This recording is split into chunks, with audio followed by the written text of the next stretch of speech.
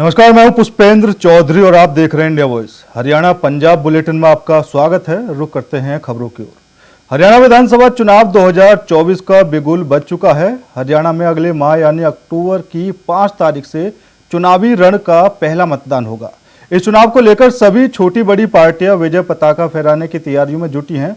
इस बीच हरियाणा के मुख्यमंत्री नायब सिंह सैनी का एक बड़ा बयान सामने आया है। उन्होंने कांग्रेस पर हमलावर होते हुए कहा कि हरियाणा विधानसभा चुनाव में कांग्रेस पार्टी अपना खाता भी नहीं खोल पाएगी। सुनिए। चुनाव शुरू हो गया है और अभी कल ही चुनाव आयोग ने यह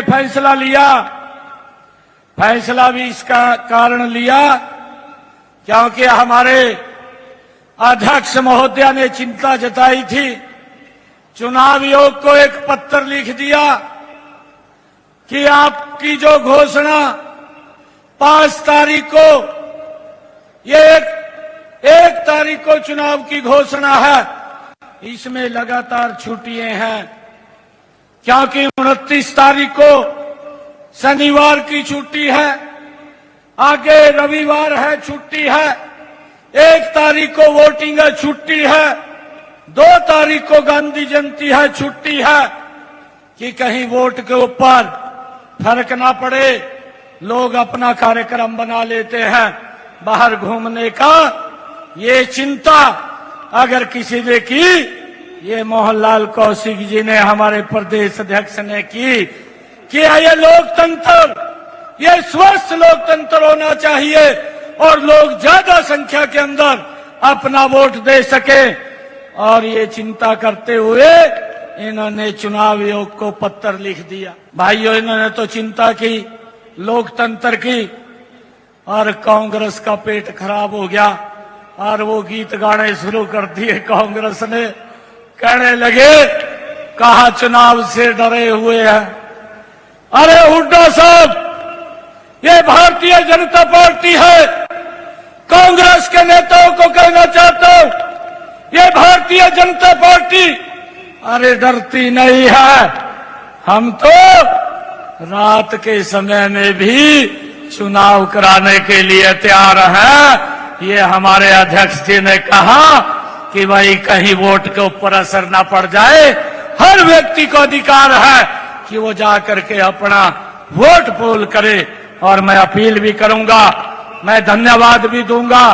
मैं आदरणीय चुनाव आयोग को मैं आज इस सभा के माध्यम से उनका दिल से धन्यवाद करता हूं कि उन्होंने हमारे प्रदेश अध्यक्ष की बात को माना, जो सोच मोहनलाल जी की थी कि हमने भाइयों इस स्वस्थ लोकतंत्र के अंदर ज्यादा वोट होनी चाहिए। भाइयों, ये हरियाणा में लोगों को सुविधा देने के लिए नहीं, भाइयों हरियाणा प्रदेश के अंदर भ्रष्टाचार करने के लिए आते हैं और झूठ बोल करके ये वोट लेने का काम करते हैं। मैंने कल पूरी डिटेल के अंदर एक कांग्रेस के लोगों से भाइयों पूछा था, आपकी सरकार हिमाचल प्रदेश के अंदर, आपकी सरकार कर्नाटक के अंदर, आपकी सरकार तेलंगाना के अंदर झूठ बोल करके आपने सत्ता हथियाली। वहां के लोगों से जो वायदा किया था आप उसके ऊपर पूरे नहीं उतरे। और मैं कल देख रहा था हिमाचल की सरकार ने निर्णय किया कि भाई हमारे पास विकास के लिए पैसा नहीं है, मंत्रियों की तनख्वाह में से देना पड़े। ये इस प्रकार की स्थिति एक कांग्रेस की है। ना नीति है, ना नियत है, ना नेतृत्व है कांग्रेस के पास। भाइयों, भारतीय जनता पार्टी के पास स्पष्ट नीति है और स्ट्रांग नीति है। मजबूत नेतृत्व भारतीय जनता पार्टी के पास है, जिसने दुनिया के अंदर भारत को नाम ऊंचा करने का काम पिछले 10 वर्षों में किया है। मैं हुड्डा साहब से बहुत सारे क्वेश्चन किए थे, परंतु आज तक कोई जवाब नहीं है। कांग्रेस के नेताओं के पास जवाब नहीं। वहीं हरियाणा विधानसभा चुनाव को लेकर कांग्रेस ने बड़ा ऐलान किया है। पार्टी इस विधानसभा चुनाव में बिना मुख्यमंत्री के चेहरे के ही उतरेगी, यानी चुनाव से पहले पार्टी की तरफ से किसी को भी सीएम फेस घोषित नहीं किया जाएगा। पार्टी की केंद्रीय चुनाव समिति की बैठक के बाद अजय सिंह यादव ने इस बात की जानकारी दी। कांग्रेस नेता अजय सिंह यादव ने कहा कि कांग्रेस बिना किसी मुख्यमंत्री के चेहरे पर ही हरियाणा विधानसभा का चुनाव लड़ेगी। विधायक चुनकर आएंगे, उससे पूछा जाएगा और इसके बाद अंतिम फैसला आला कमान का होगा। अब चाहे कोई कहीं मिल ले, बीजेपी का कोई पत्ता साफ है इस बार। बबली जी तो वैसे आप जानते हैं पंचायती राज जो उसमें जो उन्होंने टेंडर्स जो पॉलिसी चालू की थी उससे जो है सारे सरपंचेस के ऊपर लाठीचार्ज हुआ था और पूरे प्रदेश भर में उनके खिलाफ आंदोलन चला था। तो बबली जी के जाने से तो कोई खास अंतर पड़ने वाला नहीं है। क्राइटेरिया होना चाहिए मेरिट के आधार के ऊपर, विनेबिलिटी होनी चाहिए, सीधी बात है। मैं तो ये चाहता हूं कि हमारी जो लिस्ट है उसके अगर उसके ऊपर गौर किया जाएगा, जो खास तौर पे जो मैंने सिलेक्टेड भी जो भेजी है मैंने, उससे ऊपर अगर उसके मुताबिक काम होगा तो मैं समझता हूं परचम जो है 70 पार जाएगा। हरियाणा में 90 सीटों पर होने वाले विधानसभा चुनावों को लेकर आज कांग्रेस इलेक्शन कमेटी की बैठक हुई। सूत्रों के मुताबिक सीईसी की मीटिंग में करीब 49 सीटों पर चर्चा हुई। बताया जा रहा है कि लगभग 30 से 35 सीटों पर नाम फाइनल हो चुके हैं। उम्मीदवारों के चयन में इस बात पर फोकस किया गया कि कैंडिडेट की जीत की संभावना कितनी है, इसी के नाम पर फैसला लिया जाएगा, क्योंकि सबसे अहम फैक्टर यही है। इसके अलावा कई बार विधायक रह चुके विधायकों के प्रदर्शन पर भी नजर रखी जा रही है। पंजाब के एलओपी प्रताप सिंह बाजवा ने कहा कि कंगना रनौत जो कुछ भी कह रही हैं वे बीजेपी के इशारे पर कह रही हैं। क्या आप विश्वास कर सकते हैं कि कंगना रनौत जो भाजपा की सांसद हैं उनकी अनुमति के विरुद्ध कुछ कह सकती हैं? ऐसे है, ये तो सारा कुछ जो भी कंगना रनौत कह रही वो बकायदा तौर भाजपा की लीडरशिप के कहने पर हो रहा है। हरियाणा की पोल्स को देखते रहिए, उन्होंने पॉलिटिकली थोड़ा सा अपने कदम पीछे खींचे हैं। आप मान सकते हो कि कंगना रनौत जो मेंबर ऑफ पार्लियामेंट है बीजेपी की, वो बीजेपी की मर्जी के बिना कोई स्टेटमेंट दे सकते? और अभी तक वार्निंग्स इनके कहने कि हमने वार्न किया, उसके बावजूद सारे नेशनल टीवी चैनल्स पर रोज उसकी इंटरव्यूज आ रही। नहीं, चलो रोक लिया, दे देंगे 5-7 दिन के बाद, हरियाणा के इलेक्शन के बाद मंजूरी दे देंगे। उनको मशहूरी दिलवानी थी। तो वहीं हरियाणा विधानसभा चुनाव को लेकर जननायक जनता पार्टी ने अहम बैठक बुलाई। सिरसा में पार्टी सुप्रीमो और पूर्व सांसद डॉक्टर अजय सिंह चौटाला की अध्यक्षता और पूर्व डिप्टी सीएम दुष्यंत चौटाला की मौजूदगी में होने वाली इस बैठक में पार्टी प्रत्याशियों के नाम पर चर्चा की गई और विचार विमर्श किया गया। जसपा की पहली सूची जल्द जारी की जाएगी।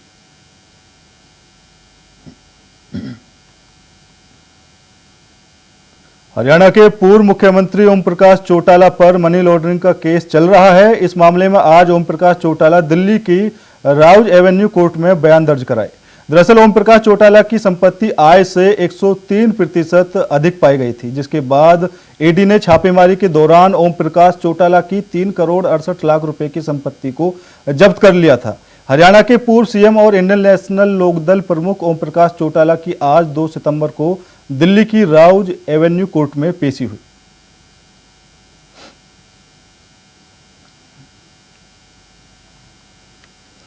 सोमवती अमावस्या पर ब्रह्म सरोवर पर श्रद्धालुओं का हुजूम उमड़ा। अपने पितरों के प्रति निमित्त पिंडदान कर लोगों ने पूजा अर्चना की। सोमवार के दिन सोमवती अमावस्या का पड़ना बड़ा ही ऐतिहासिक दिन माना जाता है। पुराणों में भी सोमवती अमावस्या का वर्णन किया गया है।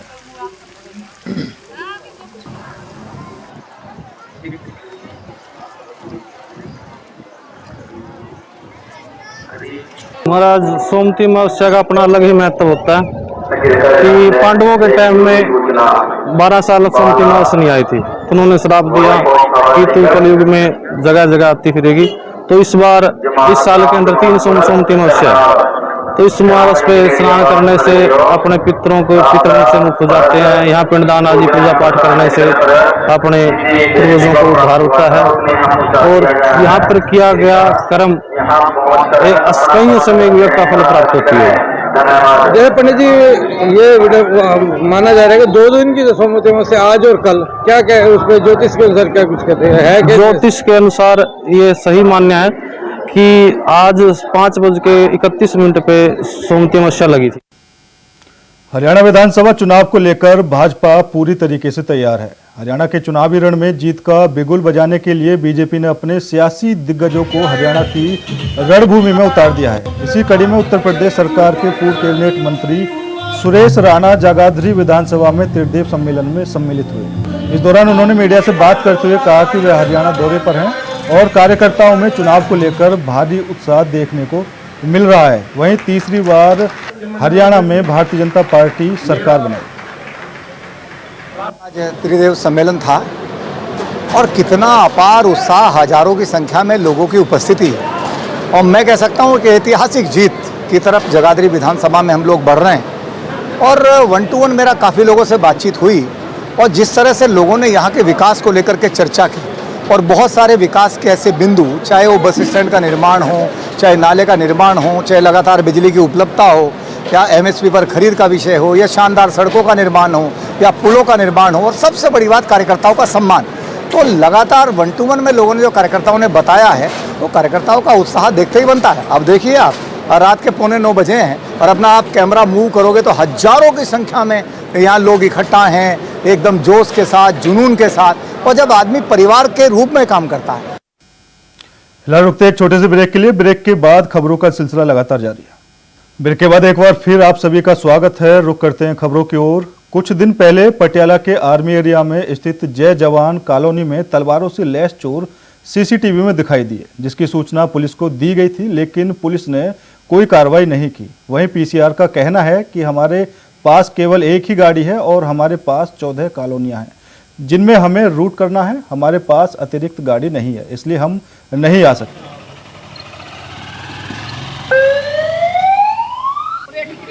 ਵਧੀਆ ਹੋ ਰਿਹਾ ਜਿਹੜੇ ਨਸ਼ੇੜੀ ਸੀ ਰਾਤ ਨੂੰ ਨਿਕਲਣਾ ਹੋ ਜਾਂਦਾ ਸੀ ਕਿ ਬੰਦਾ ਸਪੈਸ਼ਲੀ ਕੋਈ ਗਲਤ ਕਰੇ ਕੁਝ ਕਰੇ ਇਹ ਪੈਰਾ ਲੱਗਿਆ ਹੋਇਆ ਤਾਂ ਹੀ ਸੇਫਟੀ ਹੈ ਸਾਡੀ। ਅਸੀਂ ਫ੍ਰੀ ਹੋ ਕੇ ਸੋ ਵੀ ਜਾਂਦੇ, ਸਾਡੇ ਬੱਚੇ ਵੀ ਸੇਫ ਹੋ ਰਹੇ ਆ। ਅਸੀਂ ਜੇ ਠੀਕਰੀ ਪੈਰਾ ਲੱਗ ਰਿਹਾ ਹੈ ਨਾ ਤੇ ਇਹਦਾ ਇਹ ਵੀ ਸੋਚੋ ਵੀ ਸਾਨੂੰ ਵੀ ਬੈਨੀਫਿਟ ਮਿਲ ਰਿਹਾ, ਕਿਸੇ ਹੋਰ ਨੂੰ ਨਹੀਂ ਮਿਲ ਰਿਹਾ।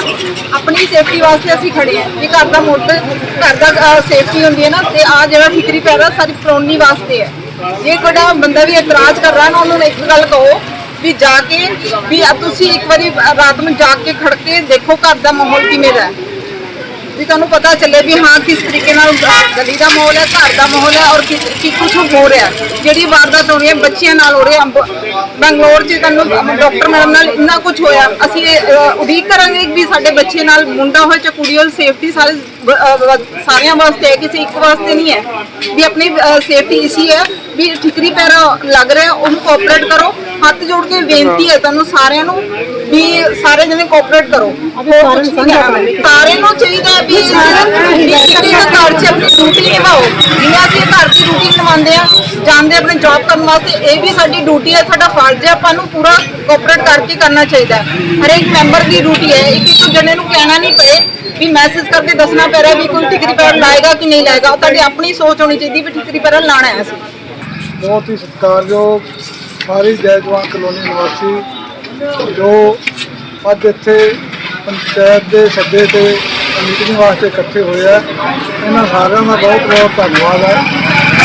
तो ये मीटिंग करने की जरूरत इस करके पई क्योंकि कुछ एक बंदे जो ठीकरी पैरा लग रहा है वो बारे इतराज़ कर रहे हैं कि ये ठीकरी पैरा नहीं लगना चाहिए। उन्होंने बेनती की थी, प्रधान साहब वालों उन्होंने मैसेज भी दिता गया कि तुम शाम की मीटिंग में आओ तो अपना जो भी तुहानू प्रॉब्लम है वो लिखती रूप के लैके आओ, ताकि वो उत्ते सारे कलोनी निवासियों को बैठ के वो विचार विमर्श किया जा सके तो तुहाडा मसला हल किया जा सके। पूर्व मंत्री और वरिष्ठ कांग्रेसी नेता अशोक अरोड़ा ने कहा कि चुनाव की तारीख बढ़ाने का यह फैसला चुनाव आयोग का है, मगर इससे यह जाहिर होता है कि भारतीय जनता पार्टी डरी हुई है। हरियाणा प्रदेश में अपनी हार स्वीकार कर चुकी है। मुख्यमंत्री अपना हलका बदल रहे हैं। बीजेपी प्रदेश अध्यक्ष चुनाव लड़ने से मना कर रहे हैं और हरियाणा का एक मंत्री बयान दे रहा है कि हरियाणा में कांग्रेस की सरकार बनेगी तो 6 महीने में गिरा देंगे। देखिए, चुनाव आयोग का फैसला है जो 1 से 5 की गई है, परंतु मैं ये मान के चलता हूँ कि जिस प्रकार से बीजेपी डरी हुई है, पत्र लिखकर चुनाव आयोग की डेट बदलवाई है, ये चुनाव से पहले अपनी हार स्वीकार बैठे। मुख्यमंत्री अपना हल्का बदलने के लिए तैयार हुआ है। प्रधान इनका चुनाव लड़ने से मना कर सकता है। एक मंत्री कहता है कि सरकार तो बन जाएगी कांग्रेस की, परंतु 6 महीने में हम घेर देंगे। कभी चुनाव पीछे हटाने की चिट्ठी लिखते हैं, तो ये चुनाव से पहले अपनी हार स्वीकार कर चुके हैं। प्रदेश की जनता आज पूरी तरह से कांग्रेस के पक्ष में। कहीं ना कहीं लगता है कि मुख्यमंत्री स्टेटमेंट दे रहे हैं, मैं करनाल से ही लड़ूंगा, प्रदेश अध्यक्ष कह रहे हैं वो लाडवा से लड़ेंगे। तभी तो मैं कह रहा हूँ कि मुख्यमंत्री जी को यही नहीं पता मैं चुनाव कहाँ लड़ूंगा। एक बार तो कहते हैं कि मैं करनाल से लड़ूंगा, और वहीं आपको कहते हैं कि हाईकमान को पता होगा, आप प्रधान को ज्यादा पता है। तो या तो ये सीधा कि करनाल से ही लड़ूंगा, फिर तो मानने। पहले नारायणगढ़ से लड़े थे, वहां से कुरुक्षेत्र आए थे, कुरुक्षेत्र से करनाल गए, करनाल से अब लाडवे की तैयारी है।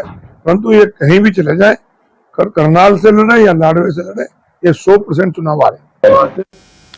हरियाणा में टिकट बंटवारे से पहले ही बीजेपी में बगावत के सुर नजर आने लगे हैं। कई नेताओं ने टिकट को लेकर तेवर दिखाने शुरू कर दिए हैं। इसी बीच पूर्व पीडब्ल्यूडी मंत्री राव नरवीर सिंह का भी बयान सामने आया है। उन्होंने एक सभा को संबोधित करते हुए कहा कि पार्टी में कुछ ऐसे लोग हैं जो मेरे पक्ष में हैं, जबकि कुछ ऐसे भी हैं जो मेरे खिलाफ है। मैं निर्दलीय चुनाव नहीं लड़ूंगा। हरियाणा में 2 पार्टियां हैं, बीजेपी और कांग्रेस। अगर एक पार्टी ने मुझे टिकट देने से इनकार कर दिया तो मैं दूसरी पार्टी की टिकट पर चुनाव लड़ूंगा। ये तो राष्ट्रीय नेतृत्व ने फैसला करना है। मैं तो पिछली बार भी एकदम निश्चिंत था कि मुझे टिकट मिलेगी, लेकिन एंड टाइम पर मेरी टिकट काट दी और मैं पार्टी के साथ रहा। अब के मैं नहीं कह सकता कि पार्टी टिकट देगी या नहीं देगी। मैं ये कह सकता हूँ कि मैं चुनाव लड़ रहा हूँ। आज आपने दावा कर दिया है कि भाजपा अगर टिकट नहीं देगी तो कांग्रेस से लड़ेगी, तो क्या करेंगे? कोई पार्टी चुनाव लड़ेगी तो पार्टी दूसरी पार्टी तैयार है, वो देती। मैं कह रहा हूँ नरवीर सिंह के काम है, नरवीर सिंह की आज जरूरत है, भाजपा को जरूरत है, कांग्रेस को जरूरत है, इस गुड़गांव को भी जरूरत है। गुरुग्राम में भाजपा ने अभी टिकट का ऐलान नहीं किया है, लेकिन टिकट से पहले अपने अपने तरीके से तमाम उम्मीदवार शक्ति प्रदर्शन कर रहे हैं। इसी कड़ी में गुरुवार में 36 बिरादरी की एक बैठक हुई और इस बैठक में यह निर्णय लिया गया कि भाजपा यदि किसी भी उम्मीदवार को टिकट देती है तो एक सामान्यकर्ता को टिकट दे। टिकट बांटने से पहले भाजपा गुरुग्राम के एक अच्छे उम्मीदवार का चयन करे। इस बैठक के बाद 21 लोगों की एक कमेटी गठित की गई और ये कमेटी आरएसएस के एक बड़े नेता पवन जिंदल से मुलाकात करने पहुंची। 5 साल में गुड़गांव की सेवा करनी है और 36 बिरादरी का आशीर्वाद शुरू से लेकर साथ चल रहे हैं। सभी से सुझाव मांगे आगे चुनाव कैसे लड़ना है, कैसे प्लानिंग करनी है। मुझे पूरी उम्मीद है पार्टी टिकट दे रही है, चुनाव लड़ना है और शहर की सेवा करनी है। शहर की सेवा कर भी रहे हैं लगातार। तो सभी ने अपने सुझाव दिए हैं, सभी ने अपना एक मत से आशीर्वाद दिया है और ये आशीर्वाद है सबसे बड़ी ताकत है। और इस आशीर्वाद के बसंत पर ऐसा मुझे आभास हो रहा है कि गुड़गांव जीतेगा, नवीन गुड़गांव बनेगा। देखिए वो हमारे आदरणीय हैं, जरूरत नहीं होती, एक शिष्टाचार भेंट की बात होती है। और हमारे समाज के कुछ लोगों ने प्लानिंग कर ली वैसे ही कि मिलने चले, कि अपनी बात को रखे कि 36 बिरादरी की डिमांड नवीन गोयल है, ये बात रखने के लिए उनके पास जा रहे हैं। कई आदमी लोग कहते हैं कि समाज को टिकट दे दो, इसको दे दो। इस बैठक का मुख्य उद्देश्य ये है कि 36 बिरादरी का सामाजिक पंचायती उम्मीदवार को टिकट मिले। ये चीजें तो पुरानी चली आ रही हैं, या बड़े हाईकमान के लोग बताएंगे, इतना विषय तो मैं नहीं जानता। मैंने तो बहुत से गांव ऐसे देखे हैं जिस बिरादरी के सिर्फ 3 घर थे, वो 8-8 हजार वोट के गांव के सरपंच भी रहे। बात योग्यता की नहीं होनी चाहिए, जातीय समीकरण के हिसाब से भी मैं गुड़गांव में सही बैठता हूँ। बाबूजी सीताराम सिंगला जी एमएलए गुड़गांव से रहे, श्री उमेश अग्रवाल जी रहे, श्री सुधीर सिंगला जी एमएलए रहे, तो उस हिसाब से भी ठीक है। और देखिए बात काम करने की है। हमने 5 साल में सरकार की मदद से, जनता के आशीर्वाद से काम करके दिखाए हैं। आप लोग मीडिया से लोग हैं, लेकिन आपका भी वोट गुड़गांव के अंदर है। अगर आप किसी से कोई व्यक्तिगत आपका अलग जुड़ा हो तो पता नहीं, अगर आप अपने भी दिल पर हाथ रख करके देखेंगे तो आपके वोट का हकदार भी मैं जरूर मिलूंगा, ऐसा मेरा मन गवाही दे रहा है। मैंने ये नहीं कहा कि मेरे खिलाफ साजिश है, मैं कहता हूँ राजनीति में लोग साजिशें भी करते हैं, लोग पता ना अलग अलग प्लानिंग भी करते हैं। मैं तो अपने काम करने में मस्त हूँ, और कोई कितनी साजिश कर ले, हम तो बहुत आगे बढ़ भी रहे हैं, काम साथ कर भी रहे हैं और गुड़गांव के लिए जीवन समर्पित है। तो अब जो है ना लक्ष्य दूर नहीं। चंडीगढ़ के सेक्टर 34 में आज किसान महापंचायत का आयोजन किया गया, जिसमें विभिन्न 32 जाति बंदियों के नेता शामिल हुए। इस महापंचायत में प्रमुख किसान नेता राकेश टिकैत ने शिरकत की। उन्होंने कहा कि यह पंचायत पंजाब के खेती से जुड़ी विभिन्न मसलों पर चर्चा करने के लिए आयोजित की गई है। राकेश टिकैत ने कहा कि हम यहां पर आए हैं ताकि लोगों से मिल सके और उनकी समस्याओं को समझ सके। हम देखेंगे कि इन मसलों पर सरकार से क्या समाधान निकाला जा सकता है। इसके अलावा अभिनेत्री कंगना रनौत द्वारा किसानों पर दिए गए विवादित बयान पर प्रतिक्रिया देते हुए टिकैत ने कहा कि अगर उनकी फिल्म विवादित है तो ऐसी फिल्म को रिलीज नहीं करना चाहिए। उन्हें अपने बयान में सावधानी बरतनी चाहिए। पंचायत हो रही है और इस तरह की पंचायतें पूरे देश भर में चल रही है। पिछले 3 दिन से पंचायत छत्तीसगढ़ में चल रही है, वहाँ के जंगल काटते जा रहे हैं। यहाँ पंजाब की मीटिंग चल रही है, हरियाणा में मीटिंग चली हुई है, उत्तर प्रदेश में चली हुई है। तो ये मीटिंग सब जगह चल रही है और इनका सबका सार एक है कि किसानों का भला हो। जो केंद्र सरकार है वो इनका समाधान इधर जो कुंडहा ग्रुप द्वारा प्रदर्शन किया जा रहा है उसमें समर्थन है, वो सब साथी है, वहाँ पे भी जाए। आने वाले दिनों में कोई प्रदर्शन ये प्रदर्शन ही हो रहा है जब केंद्र सरकार पार्लियामेंट में आवाज उठने लगे, सत्ता पक्ष और विपक्ष किसान की बात करने लगे, तो ये आंदोलन ही है।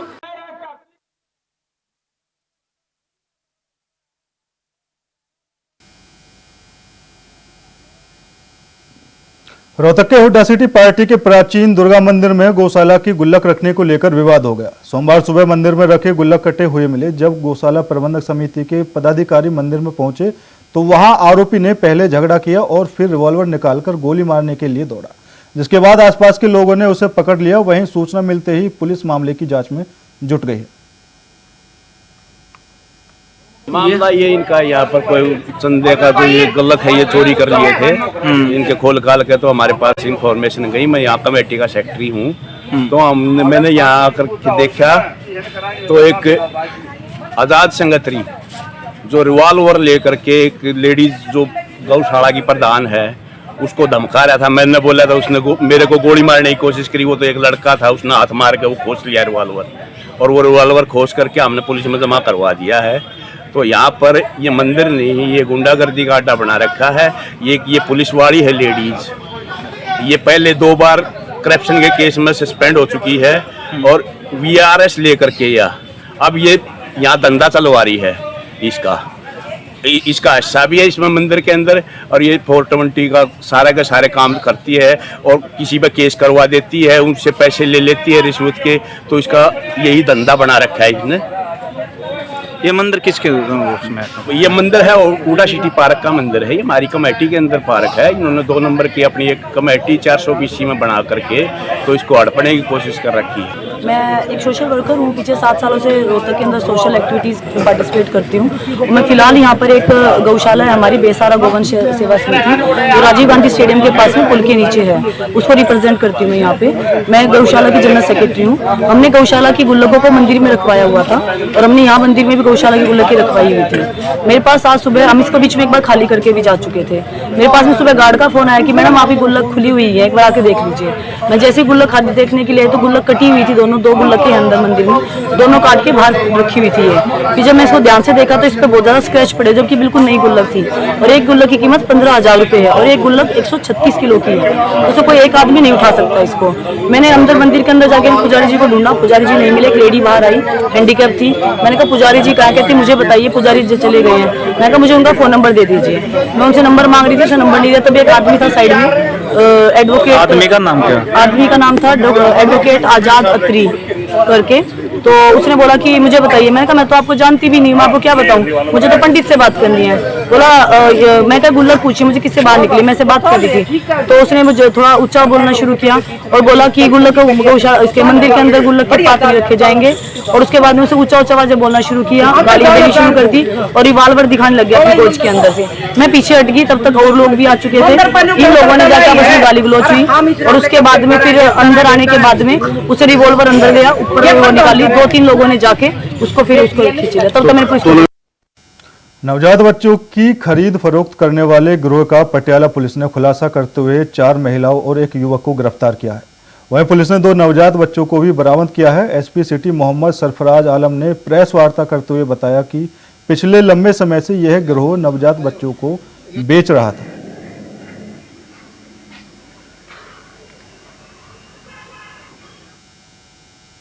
राजपुरा के लिए एक बड़ी खुशखबरी सामने आई है। केंद्र सरकार ने राजपुरा शहर में 12 परियोजनाओं को पास किया है। साल 2020 में कांग्रेस सरकार ने औद्योगिक हब बनाने के लिए 5 गांवों की 1104 एकड़ जमीन का अधिग्रहण किया था।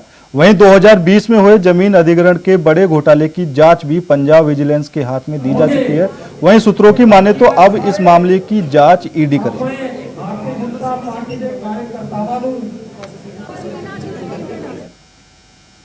पंजाब भर में मशहूर स्विफ्ट गैंग को संगरूर पुलिस ने गिरफ्तार किया है। मशहूर स्विफ्ट गैंग लंबे समय से पंजाब के अलग अलग जिलों में सैकड़ों वारदातों का अंजाम दे चुका है। वहीं पुलिस ने नकली नंबर प्लेट लगी 2 स्विफ्ट गाड़ी और हथियार बरामद किए हैं।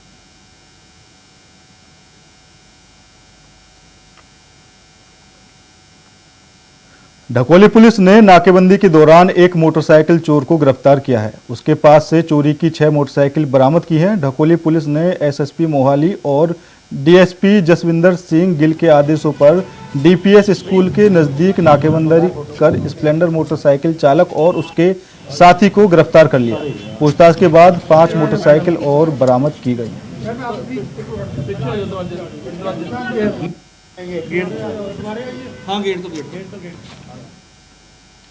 हल्का धुरी का बारिश के कारण बुरा हाल हो गया है। बारिश के पानी से लोग परेशान हो रहे हैं। वहीं धुरी बसंत विहार मोहल्ले के लोगों ने सरकार के खिलाफ जमकर नारेबाजी करते हुए वहां पर मौजूद मीडिया कर्मियों से बातचीत की। कहा कि यहां 300 के करीब घर हैं और अब सिर्फ 150 घर बचे हैं, क्योंकि बीमारियों के फैलने से यहां मरने वाले लोगों की गिनती बढ़ रही है।